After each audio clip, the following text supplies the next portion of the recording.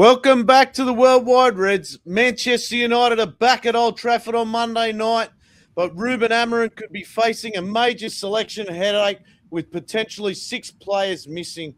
Injuries, illnesses, and AFCON uncertainty dominate the build-up while Bournemouth arrive with a reputation Ruben Amorim himself has called special.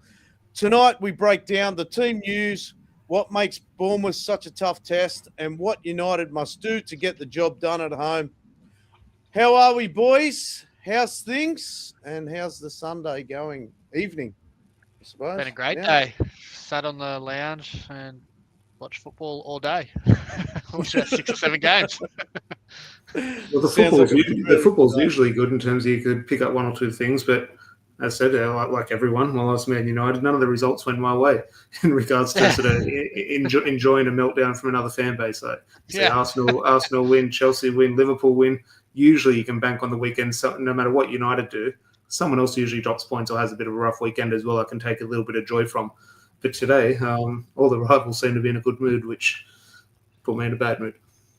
Mate, I tell you what, I was sitting here watching. I wasn't in the cave, but I was in the living room watching the Arsenal game, and I was watching it with George and his Arsenal, and fucking hell, I was dying for Arsenal to draw the game or lose the game. Oh, my God. Talk about a piss weak team. You know what?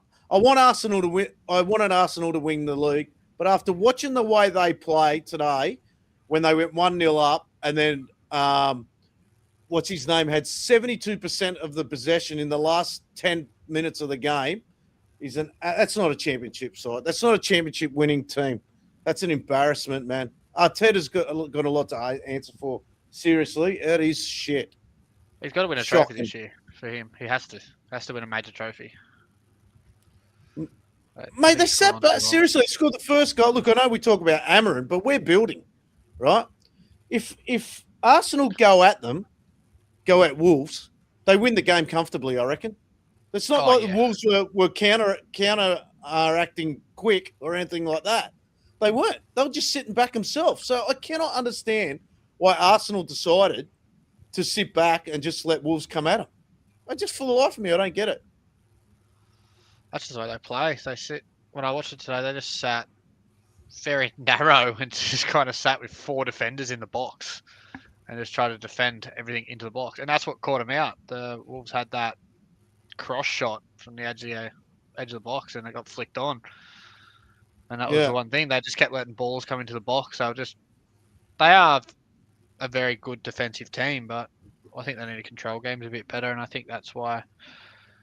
Well, I don't think they'll win the league personally. I'd like to see them win the league, but I just think they're missing experience in players who can go on and win the league.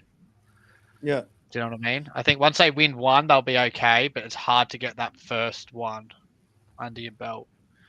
Yeah. Look, okay, I want to move on from Arsenal real quick, but the first thing I want to do before we get into the Bournemouth game, I want to bring up. Look, Tom and I have discussed this before about ex-players having a say about the current crop of players and everything like that. And you boys have probably read about it as well and seen it. But I want to talk about Paul Scholes. Paul Scholes talking about Mainu and basically on Ruben Amorim. So I've put his quote up here. Paul Scholes on Kobe Mainu. He scored the winning goal in the FA Cup final. He played nearly every game in the Euros. I bet he takes the piss out of Casemiro every home game, every single training session. Manchester United love homegrown players. Why is it Jason Wilcox and Omar Barada allowing the manager to treat a homegrown talent like this? What are your thoughts on that, boys? Tom? Yeah, it's hard because Paul Scholes was my favourite footballer. Roy Keane is my favourite footballer. Paul Scholes was a close second, but the best footballer I've seen at Old Trafford. So he goes into the category of my favourite on and off the pitch, and absolutely loved him. One of those main reasons we did love Paul Scholes, and me especially, was that he was just a footballer. He never opened his mouth, even after a man-of-the-match performance. There was no post-match interview.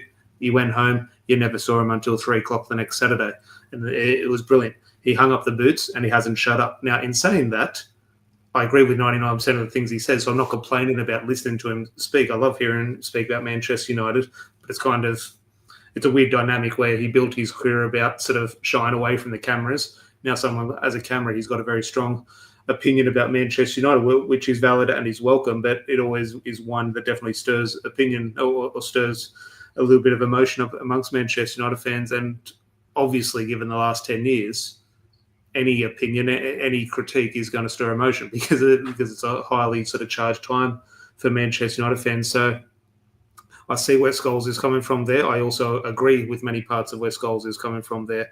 I do think there is always context and there is always two sides. And here's one where I'm sort of the biggest fan of Kobbie Mainoo. I think he's Manchester United's best footballer. I think he's our best player. So I should be sort of throwing everything out of the pram in terms of why isn't he playing. But I'm not on the training ground. I'm not Ruben Amorim. I'm not seeing all the details in training and sort of exactly what is going on. I would like to see Kobbie Mainoo play, of course. But it's just weird.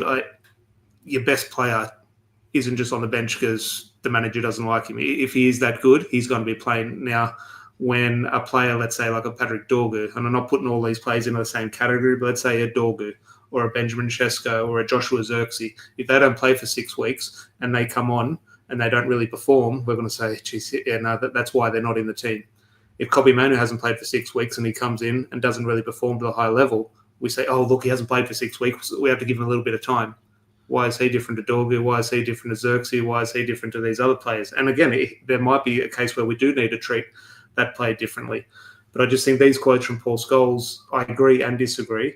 It's just hard to form an opinion when it's so emotional because I want to see Kobbie Mainoo play, but I also have a stance in terms of the way I view football and the way I support Manchester United.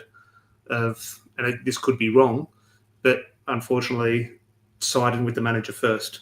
Okay, my full backing is behind the manager, and that could be wrong. That support could very well be misplaced. But I do feel, okay, he's the manager. He's seen what's happening on the training ground. He's making his decisions, whether I agree with him or not.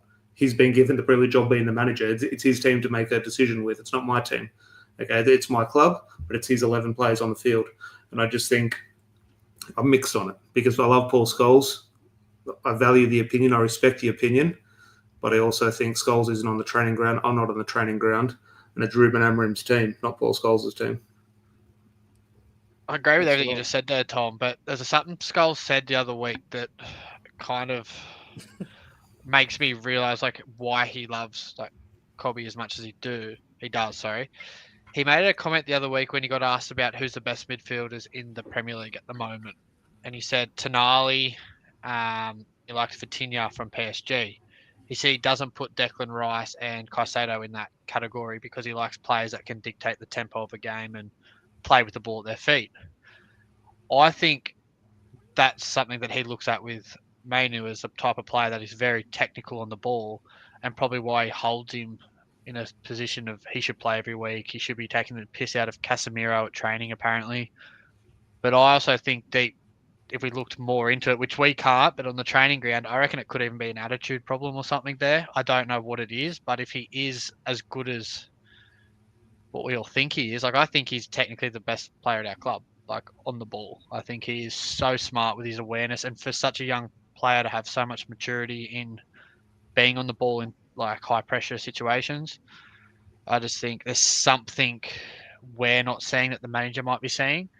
I don't know. I don't know if it's because he has the legs to play in that midfield, as I've said a couple of times in the last few weeks, but Casemiro doesn't. He's just got the experience of big games and how to win games. I don't know. I think I we just often hate use, to see him go. I think me personally as well, but I think that in general, the fan base and the media over-egg this system and formation. I think we use it as a bit of a cop-out and sort of let the players off and pin it all on the system, pin it all on Ruben Amorim. In saying that, in regards to Kobbie Mainoo specifically, I do think maybe just solely himself is maybe a little bit of a victim of the system and maybe just doesn't quite suit him in regards to, okay, he is someone who can play in the 10, but you don't really want him to drift out into wide areas, which these number 10s sort of probably have to do. And in a real sort of old-fashioned, I'm not calling Casemiro and Bruno Fernandes an old-fashioned two, but really with, on paper, they're almost an old-fashioned sort of box-to-box pairing in midfield. Is Kobbie Mainoo one of those players? Probably not. He is probably someone who's sort of come through the Manchester United ranks and sort of developed in the modern football trend of 4-3-3, and how, if you want to have 1-6 or 2-6, however you want to look at that, pretty much you'd assume, pretty much every sort of midfielder around the world the last 15 years in their development, from 8 years old to 20 years old, have sort of grown up in a 4-3-3. I think he is a player who probably is in and around that old-fashioned 3 in the midfield. Now, that is not an excuse. I think as a professional footballer, highly paid for Manchester United, if you're a right winger and the coach wants you to play left back, you go and play left back and you play it better than anyone because you're a professional footballer. So I don't want to sort of make too many excuses for Kobbie Mainoo, but I do think if there is one player I am going to make a bit of sort of allowance for in regards to the system actually not quite fitting him, just in terms of the way I see him on the field and how he gets about in certain areas, I do think he does suffer a little bit from being in that 2-man midfield. Well, he'd thrive in a team that dominates the ball for 70-80% possession of a game. Like he would thrive in a team that sits another team in their own box and they just play the ball through, because he's so good in tight areas of just splitting 2 little defenders with a little through ball or turning a player on a half turn. Like, he's very technically good when we've got the ball. Unfortunately, we don't have the ball all that much. We actually look more dangerous when we go on the counter-attack in a quick transition, which is why I think even when he does play, he doesn't... I don't know if Amorim doesn't prefer him because of that. Like, the ball doesn't get moved as quick out wide, the ball doesn't get pushed up the field super quick. He's very good at holding the ball and keeping the ball and being technical with it, if that's coming across right. I think Ruben's got a plan for him. I don't think he's moving in January. I don't believe he is. I hope not, man. I don't believe he is. Everyone's saying he is. He wants this. He wants that. Unless there's more to the contract situation that happened. What was it, last year when he went in? He wanted $200,000 a week. But unless there's more to that, I don't think he's going anywhere, because I fully believe, and we had this conversation with Dino midweek. I believe he could play that 6 role, and I think he'd play it better than Agurte anyway. And they just need to sort that area out.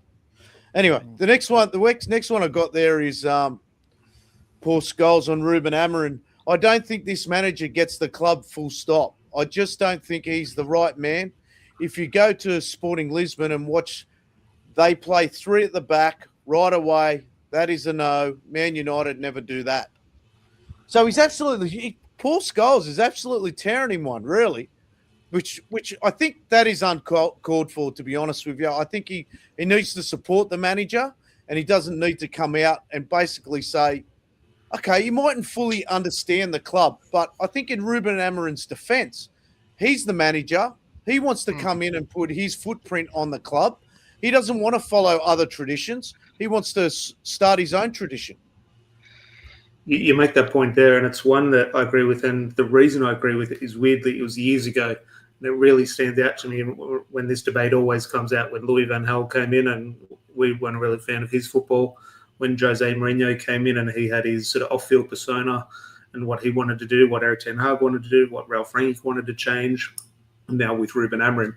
But I go back to I don't have the quote in front of me, but Jamie Carragher years ago got it bang on for me. And he was speaking about me. I forget which manager was in charge. It might have been Erik ten Hag, might have been Ole Gunnar Solskjaer. He might have been referring to Louis van Gaal. But it was in regards to the way we view managers and say they have to play the Manchester United way. And that's a thing. That's a thing we all believe in. That's a thing we all sort of talk about. It is a thing, the Manchester United way. And we think that in regards to football is fast attacking wingers, 4-4-2, get the ball down the line, cross it in, striker heads it in the goal. Sort of real fast-flowing attacking football. And that's because Sir Matt Busby played it, and that's because Sir Alex Ferguson played it, and that is the Manchester United way. Jamie Carragher put it right, and I agree with it now in regards to and there is sort of room for discussion. There's agree and disagree in parts. But should a manager come in and do that because that's the Manchester United way, or is the Manchester United way allowing a manager to come in and do it their way?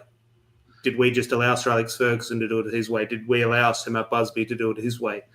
Do you know what I mean? Should Ruben Amorim, is the Manchester United way 4-4-2, an attacking football, or is the Manchester United way, you 100% let this manager do what he wants, and that's actually the Manchester United way. Now, a lot of people will disagree with that, and there's no right or wrong answer in regards to it.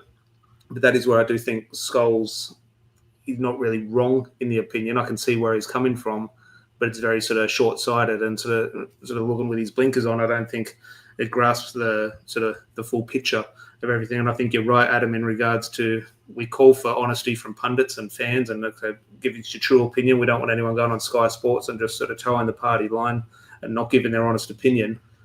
But there's how many people out there in regards to really influential amongst the Manchester United fan base. You've got Gary Neville, Roy Keane, Paul Scholes is probably third on that list in regards to Manchester United voices.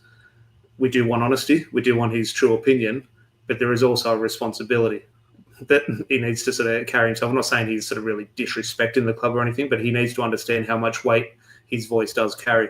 And I do think, we do want that honest opinion, but he knows that's going to stick. Now, that's a little bit of pressure on Ruben Amorim. Ruben Amorim doesn't need. So what's more important, Paul Scholes' podcast or the support of Manchester United? What does he value more? At the moment, this is something that brings a lot of traction to his podcast, and that's great, but it brings a lot of attention, a lot of pressure to Ruben Amorim, which probably isn't needed at the moment.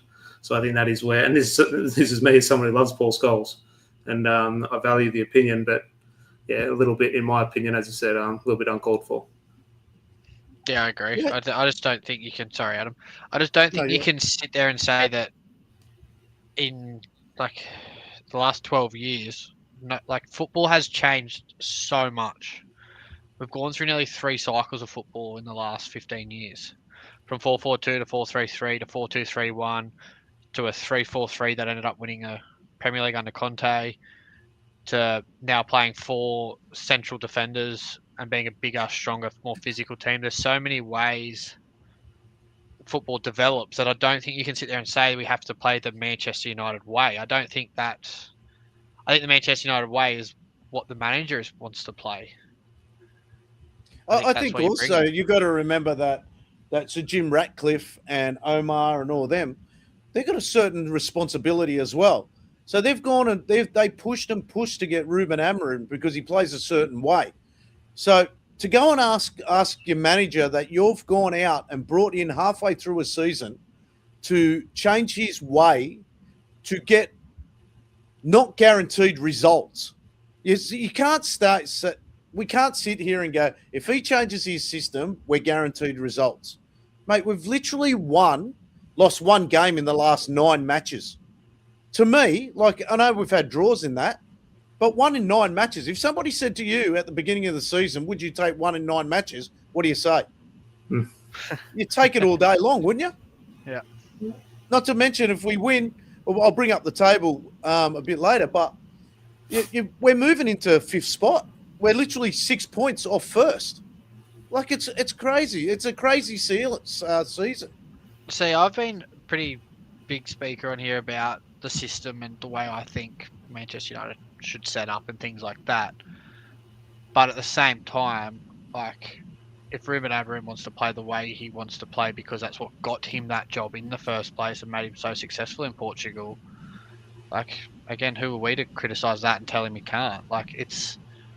There's no Manchester United way of playing. It's how the team's going to set up. And I think the way of playing for Manchester United is giving 110% on the football field. Regardless of the formation, regardless of everything. You run for every possible ball you can, and you don't come off that field until you can't run anymore. So I've got a couple of comments here from Dino. I don't know if you read this, Adam. But he's right. Rio is the only one who seems to talk some sense lately.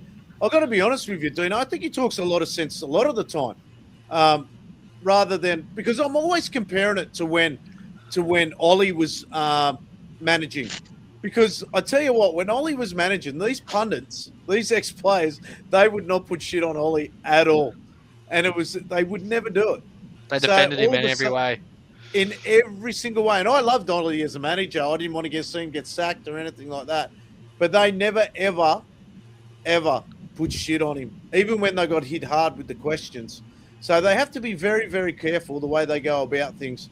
And the other one he's got up here, we are sick of your system talk, Jordan. Won't have any of that tonight, mate. All right, let's move on. So we've got a big game. And it's another one where we take 3 points here. We move again up that table. Gives you. I don't know if you boys have watched Bournemouth much, but they're a very high press side.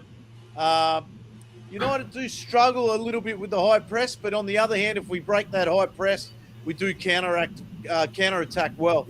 So it'll be a very interesting battle through that back line and their top half of the pitch, I suppose. My only thing in regards to, and you're right in regards, and we can talk about sort of how the two teams will line up and how Manchester United should approach it. I just can't shake the fact.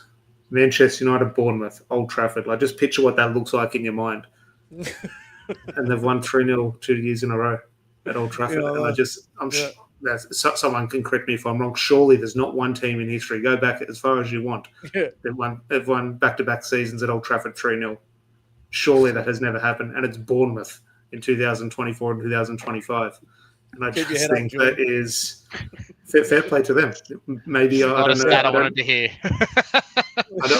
I don't know their history. If that's the sort of the greatest achievement, with no disrespect to them, it might be the greatest moment in their club's history, winning 3-0 at Old Trafford. I'm not sure of their sort of trophy past or not, but it is something I just can't shake. And kind of in a comical way, I'm not laughing about it, but you can only laugh. Like, that's something that it's just crazy when you think about it. And here goes the feeling. Surely that can't happen again.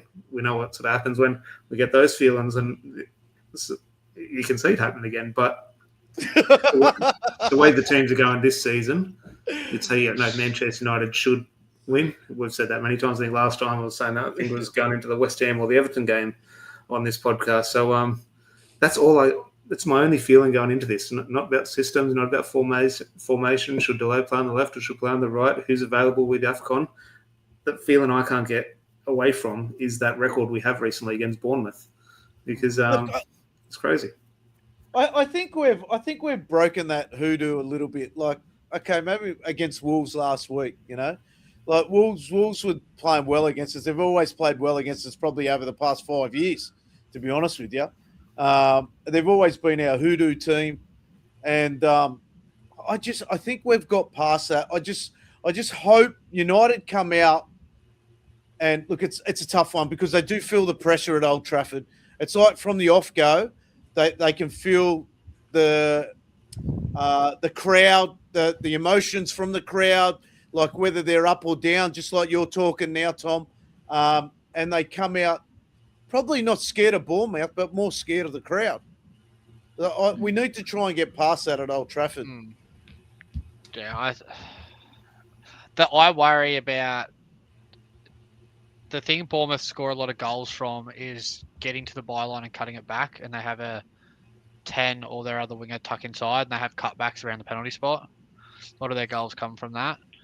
And I worry about if we set up like we normally do is not having the body. They're kind of like how Wolves scored against us, actually, but they actually mean to play that ball back into the box in that area, where Wolves, I think, was kind of quite lucky, but we don't have that body in there to cut that pass out, and that's where Matthias de Ligt's really good at. He actually reads the cutback quite well, and he steps into the ball. I worry about that in terms of the game itself tactically, but I don't know. But this is where we need Casemiro and Bruno to be alert around that edge of the area, don't we? 100%. Yeah, they have to be defensively minded in this game. 100%. They both can't push on. That's it, yeah. Until we get the ball and we're comfortable in the back. I think a lot of sideways passing won't help us this weekend. I've put up 2 lineups, so I've done 2. So let me just, mate, I'll tell you what, I'm getting bloody old, I'll tell you, because I've got my glasses in front of me, but I don't want to put them on. So I'll make my screen a little bit bigger. So I've got a lineup on our left-hand side where we've got Ahmed and Mbumo and what's his name? He's on the bench anyway, Mazraoui. But they're included in the lineup. And then if we've got the 6 players out, which are Maguire, De Ligt, Sesko, if Ahmed and Mbumo, I still can't believe we don't know whether they're United would know. I think it's just Amorim playing games, whether they're I think United would know 100%. I think it's just they don't want to release to the media because they don't want To change the way you set up, like, do you know what I mean? Like, that changes our whole right side, which is quite. Yeah, well then, like, if I don't know if you agree with me, on the right hand side, Sesko's out with food poisoning. He's got who said Sesko's out? Amorim said he's out with food poisoning. Yeah. So I mean, I don't know how long his food poisoning goes for, but the kickoff's on Monday, and so he may surprise us and he might start. But that was in the press. I brought Delight actually in where Ahmed would be. And I brought Mainu in next to Casemiro and pushed Bruno up top a little bit.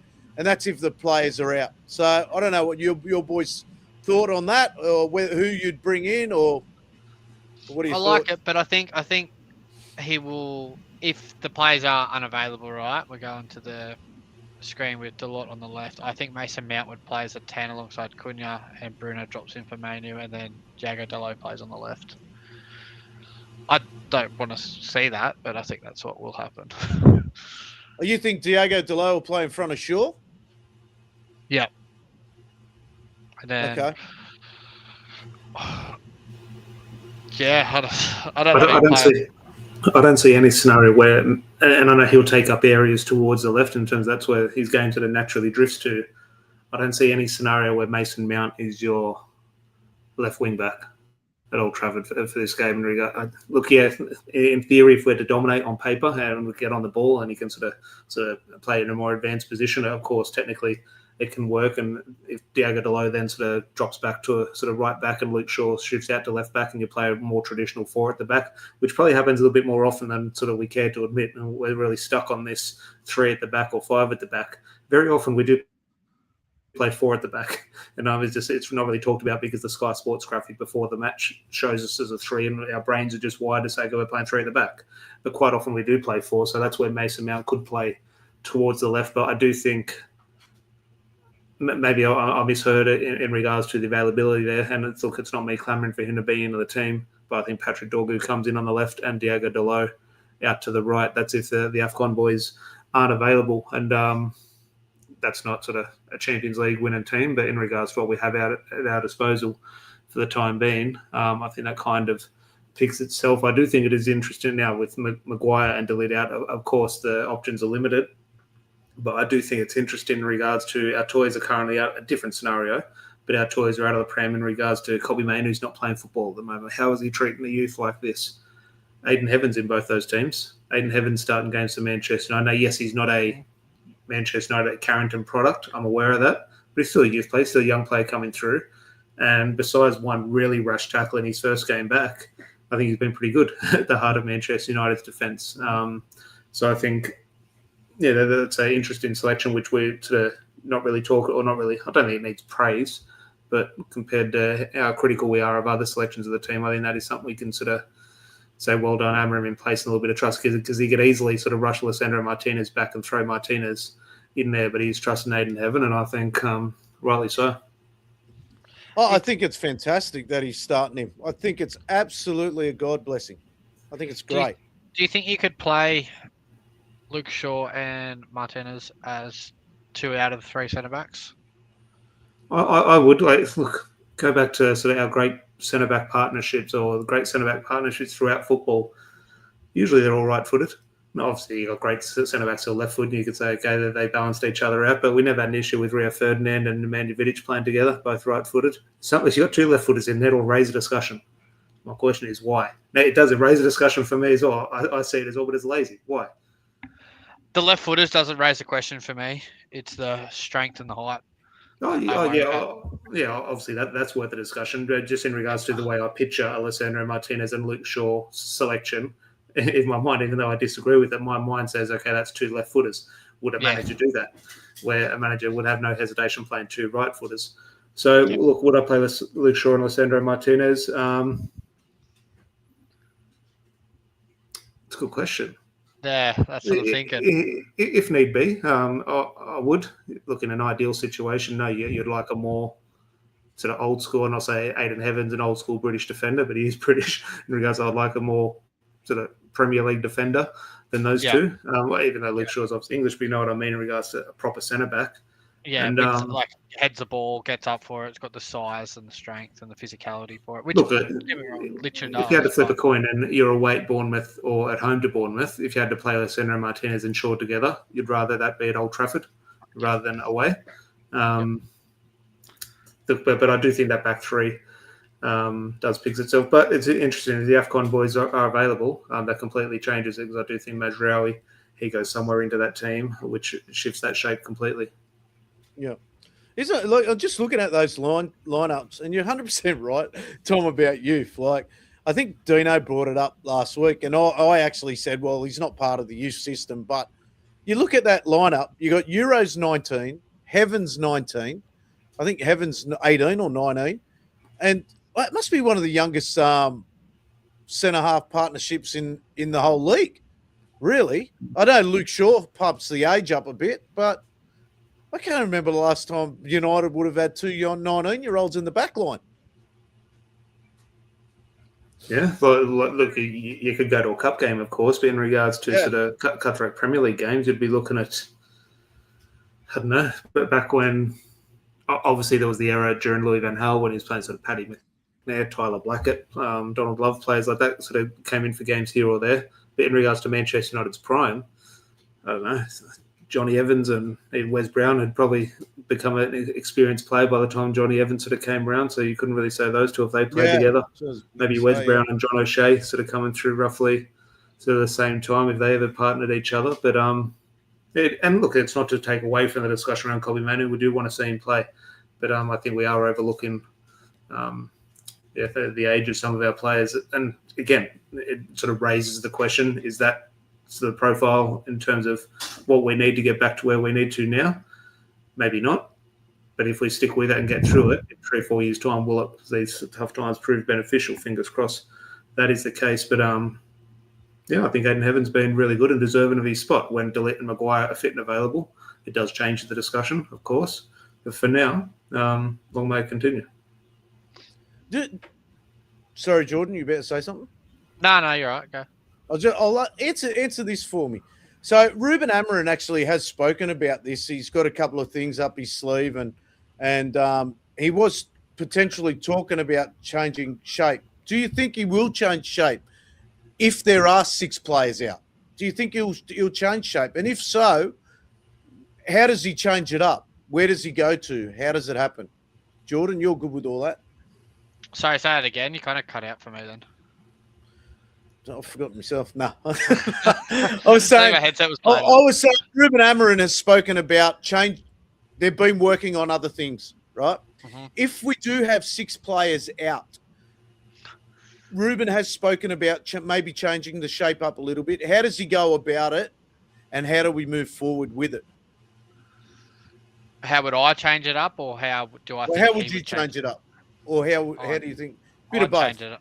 So if we're not got any of the AFCON players, I'd go into pretty much a 4-3-3 with 3 in the midfield, Dallard at right back, Shaw at left back, play your 2 centre backs, whoever's fit, Aidan Heaven and Lenny Yoro for say, and then you could got your Casemiro, Mainoo, or your Garte. If Mainoo's not doing well at training, doesn't seem to prefer him, you can play them 2 with Bruno as a 10.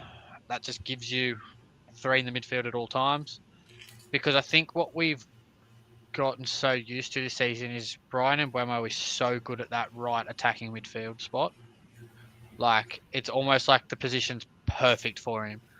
He cuts in all the time and scores goals. It's just perfect for him because he's not too wide, but in saying that, he does get dragged out a few times. But I think that can bring it back to, we can play a simple style of football until our players get back. If that makes sense. I don't interpret, and again, I might be wrong. It's just the way I listen to those quotes and the way I interpret it. It wasn't the formation for me he was talking about. I think the way we've been playing recently, and it's not to say we're old school Stoke, but we're really getting the ball forward to our striker, getting the ball forward. So that it sounds bad, but it's working for the team who's top of the league. Can we get Diego Dalot a long throw? Can we work corners? Can we work a set piece sort of thing? And we're playing quite physical in terms of the way we are getting the ball forward. Okay, Brian Mbeumo's cheap. again, it's something we praise. If we're losing games, we'd be critical of it. But Brian Mbeumo is very much cheating. He's not defending at all. I know we do remember the time he came back and sort of got a yellow card, but in terms of the way he's sort of taken up positions defensively, he's staying very high. So Manchester United and Bruno Fernandes wins the ball, which not kick and chasing, but we're lumping the ball forward to Brian Mbeumo, who's in a little bit of space. I do think the way he's thinking maybe in regards to maybe having a thinner squad throughout AFCON, in regards to that's a very sort of high transitional way of playing, a lot of up and down sort of movements physically. I do think the way I interpreted that quote was keeping the ball a little bit more, and that obviously draws to a discussion to bring Kobbie Mainoo into the team. And I think sort of maybe a little bit more of a slow build-up if you don't have that quick option of putting Mbeumo in behind, because who else are you going to put on the right-hand side to go and get him behind? Ahmad's not going to be there. He's in the same category as Mbeumo. So who on that right wing or even left wing are you really going to sort of put a through ball in behind to when they're not available? I don't think there is one. Maybe there is someone who I'm not thinking about, but I don't think there is. So I'm thinking, okay, that's not an option. We're not, or the manager will choose not to play like that. How is he then going to play? And I do think that is where you want to bring it, or in my mind, bring in Kobbie Mainoo and keep the ball a little bit more. So that is how I interpreted him changing things up. If he needs to. I was more saying what I'd do personally, because with what you're saying there and keeping the ball, it's very difficult to do in a two-man midfield. Like, it's very difficult when you're versing a three-man midfield. The ball's going to be wide. I think that the shape would change. Like, let's say just man for man. Okay, Mbeumo leaves, Mainoo comes in. Obviously, Mainoo's not coming in. Now, you could say he comes into a 10 position. He'll play it a little bit different. So maybe the formation stays exactly the same and the players just play it differently. Like Joshua Zirkzee plays completely different to a different type of striker. But they play the same position. Bruno Fernandes plays the same position, very different to Casemiro, or to, let's go back, he'd play very different to, I don't know, Claude Makelele. He played it's the same position, different characters, different profiles. So I'm thinking, okay, let's say you bring in Kobbie Mainoo, he'd play that position, but he's obviously one who'll drift into midfield. So he's currently your right winger or your right 10, but he's playing in midfield. So suddenly you do have a three-man midfield, even though the Sky Sports graphic at the start of the game has him as a 10.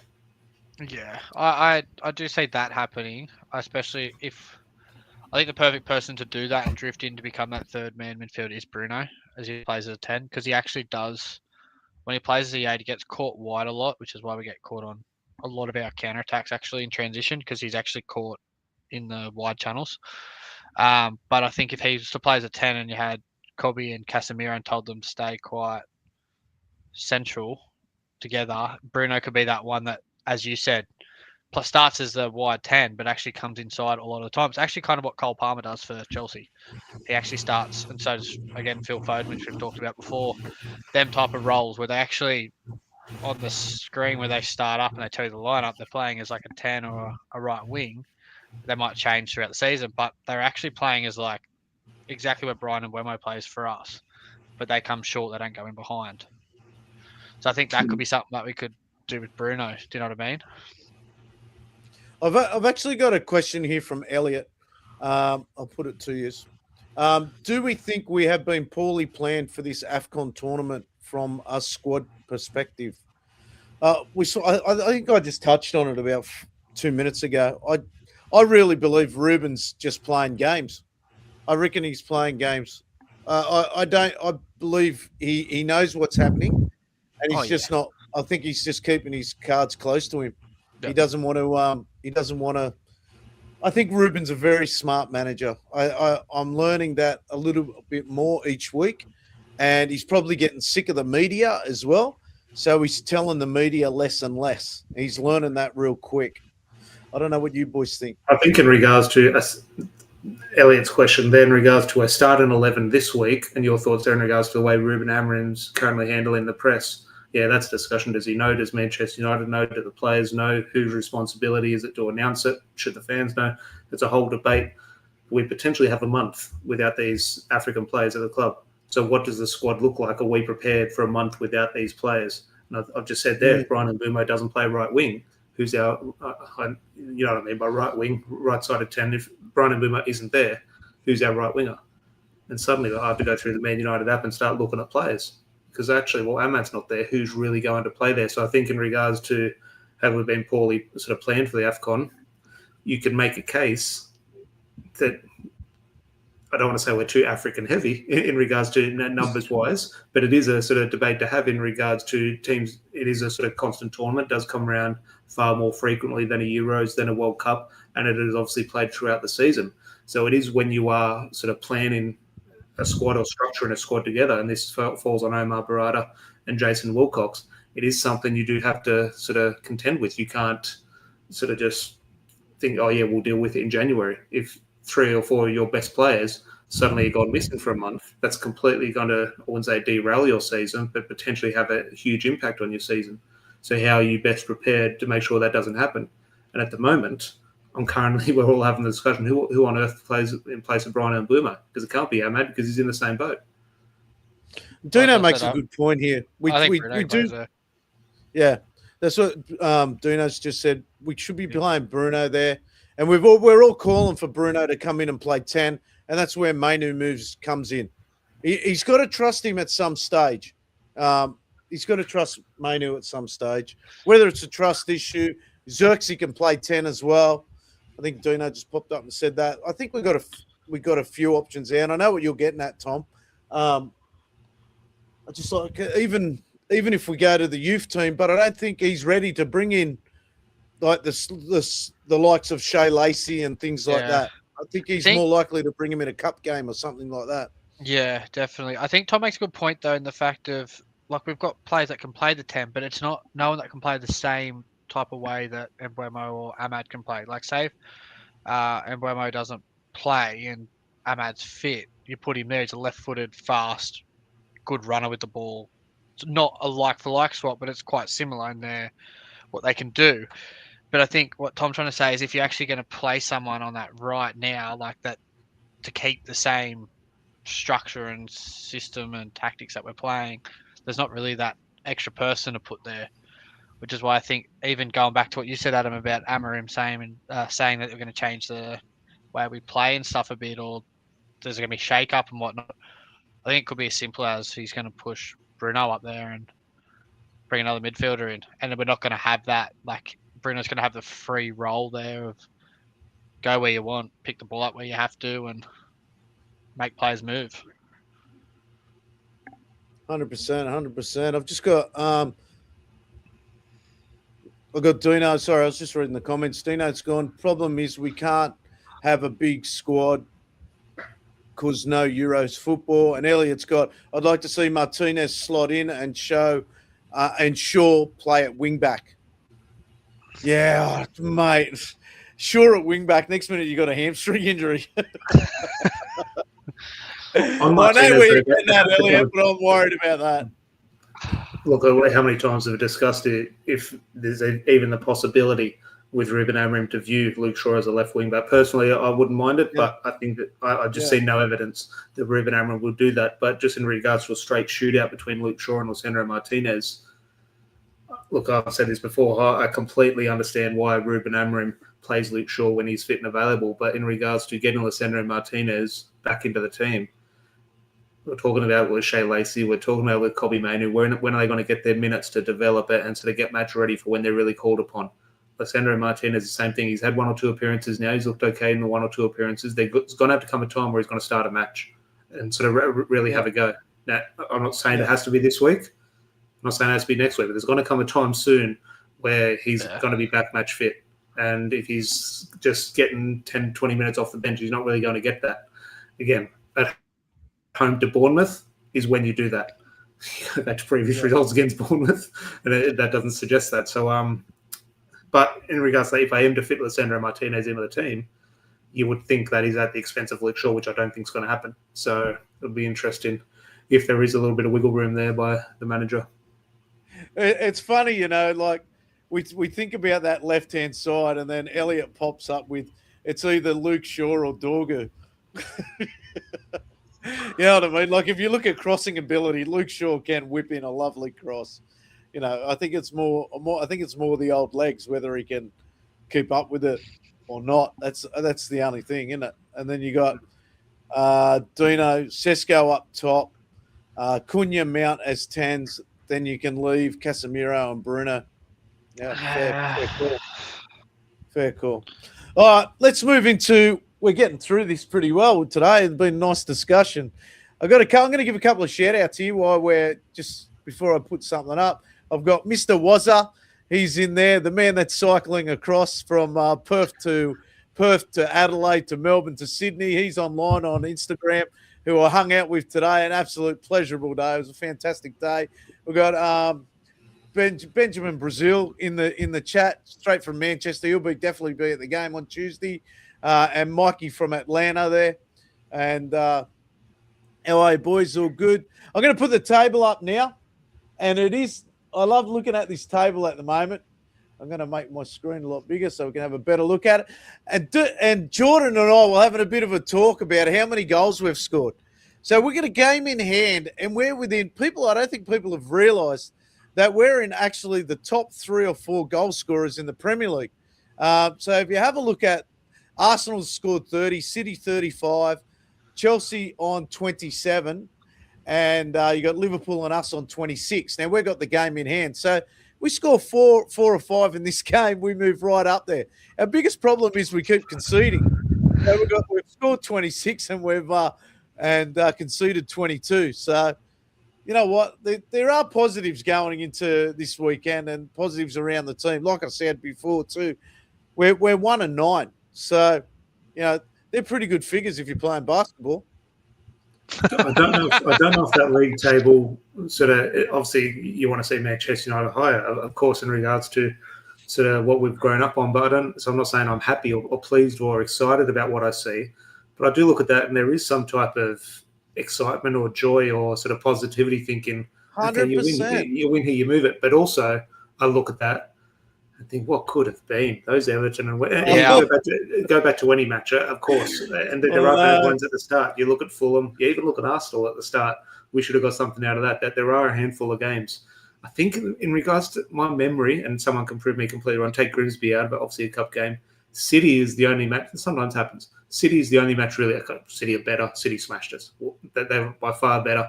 We had no right to win that match. Manchester United weren't good enough. We were beaten by the better team. Every other game, you sort of have that taste in your mouth after, oh, God, what could have been? Could have been a little bit better. They should have been a little bit better. That Everton and the West Ham, what could have been? Like, you add those 5 extra points for us, and everything looks a little bit different now. Even go back to Forest, we're up to Tottenham. Yeah. Like, they're just 2 games off the top of my head. Everton, you're versing 10 men for 75 minutes. Look, every club has that. Every club has that. Wolves could probably draw up a scenario where they're sitting in 12th at the moment. Like, every club sort of does have that scenario, but you just think, I think we're probably where we should be. We're probably where we should be in regards to as much noise as there has been around Liverpool, and rightly so. They still had a very good start to the season. I think they won their first 5 games, or at least 4, 5, 6 games. Had a very good start, so they've sort of come back down to earth, and just gives you a little bit of hope now. You have to beat Bournemouth. Didn't Villa lose their first few games as well? Villa didn't score in their first 3 games. Yeah. That's and Dino makes a good point about Bruno missing the pen start of the season. Far out. Tom, I wish you hadn't have brought that up.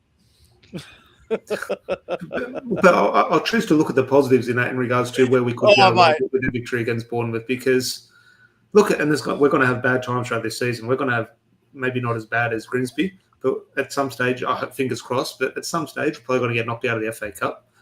Hopefully that doesn't happen, but that's going to be a negative day where we're all going to sack him, sell him. That's coming. So we're going to have more bad days. We're going to lose probably a big game here or there against Chelsea or City or Arsenal. We're going to have bad days, but they're also going to have a few good days as well. And I just think we can provide ourselves a very good platform if we can, for those good days, by just beating Bournemouth at home, by taking advantage, because we just need to take advantage at one stage. Now, the results this week didn't go our way from a rival's point of view, watching Liverpool win, watching Chelsea win, but in regards to maybe taking points off 1 or 2 clubs, maybe sort of in and around 8th, 9th, 10th, we can potentially start to, I don't want to say we're bridging the gap from 10th spot, but if we can start to sort of solidify okay, we've got European football, can we get Champions League football? Rather than sitting in 10th, 11th, 12th, let's try and get Europa League football, let's try and get Conference League football. If we can almost be in that position where, okay, we're pretty content with European football, now what competition can we potentially make? I think it would maybe, I wouldn't say suit these players, but just take a little bit of pressure off their shoulders because we know how they deal with pressure. And if they're dealing with another season of no European football, that's something I'm not sure these players can deal with greatly. Mm-hmm. I think for me, I think it's more about them just putting two good halves together. That was what I was about to ask. Like, sorry, Adam, but see where we No, are on the table and how close it is. I'd say you guys are happy kind of where we're sitting with the wind tomorrow morning. You'd be happy with where we are. Where's that put us? Fifth. Tied fourth. Yeah. On points, doesn't it? Am I reading that right? Yeah, we'll be tied with Chelsea in fourth. It'll be yeah. And then if we score 4, we'll be ahead of them. We'll be. You guys would be happy with that at this point in the season? Yeah, definitely. Yeah, I think you have to. And again, in regards to this whole thing, which is around football at the moment, standards FC, and we're a Manchester United standards, and that's a discussion. I'm a little bit sick of it. So yes, where we should be. Yes, we should be where Arsenal and where Man City are. But just in regards to the way I've had to, and I think the fans have probably sadly had to sort of readjust their view of sort of evaluating seasons in recent times, where I'm taking my joy. We can move above Liverpool. Yes, I'm happy. If we're above Tottenham, yes, I'm happy. If we're above Newcastle, yes, I'm happy because I can take a little bit of joy in their downfall. Now, yes, I want to be above the other teams, Chelsea, Arsenal, City, of course. But if there's a club doing worse than us, there's reason to be joyful considering how bad the last 10 years has been. Well, that's what I was going to say. Like, you look at the squads of especially the two at the top, you'd nearly swap every one of their players for one of ours on the starting lineup, just hypothetically. But in terms of what I was saying is, we're happy with where we're sitting. Are we happy with how we're playing and performing? Like, do you think... I'm definitely not happy with the way we're performing because, like I just said, like, if we need to put two good halves together, we need to do that, and we need to do that on a consistent basis. And I don't think this year we've put two back-to-back halves together. Example last week, 1-1. I'm not happy with the way we're performing, and you're right, Adam, in regards to that 90 minutes, a specific 90 minutes performance. Yeah, I'm not happy. However, and again, this is not me being happy with it, in regards to around the grounds and what other clubs are doing, it's been good enough. Not good enough in regards to where we should be, of course, but in regards to getting the job done. And let's say our goal is European football or Champions League football. At the moment, it's on track to be good enough. Now, that's Eric Ten Hag's famous good enough, sort of not good enough, or whatever the quote was. You know what I mean? So I think, the performances do need to be better. But you are looking around the grounds. Every other club is saying the same thing. So it's just, it's exactly what I was about to say. I don't think anybody right now would be, other than probably Arsenal, with where they're sitting and the way their fans carry on. I don't think any other club right now would be. Oh, probably Villa. Everyone else would be going.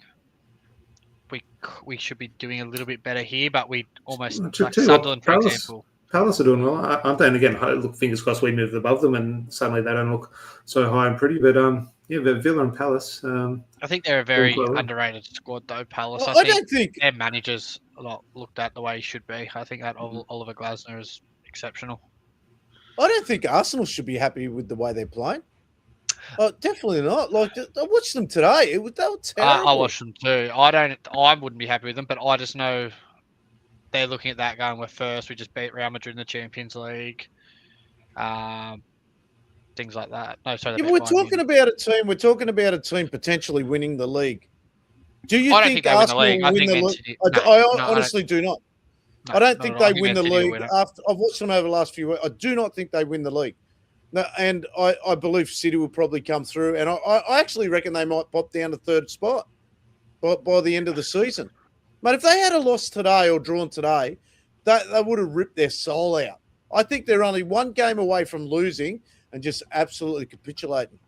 But after what I saw today, to allow Wolves to have 75% of the ball for 10 to 15 minutes of the game, and you're going for a league title, mate. That's what they've done a lot of games this season, to be fair. I don't think they'll win the league, and I've said that at the start of the season. I always think it's when you've got a well-driven machine like Manchester City are, where they go on that fucking 8, 9, 10 straight wins in the turn of the year in February, then you start to go, fuck, we really need to have some space between us and them. And you can see Arsenal. How many times have they been top going after Christmas? Yeah. Other That's than last right. season, They I think they've been 3 out of the last 4 seasons have been top at Christmas. Yeah. Anyways, let's wrap it up. Score predictions. What do we think?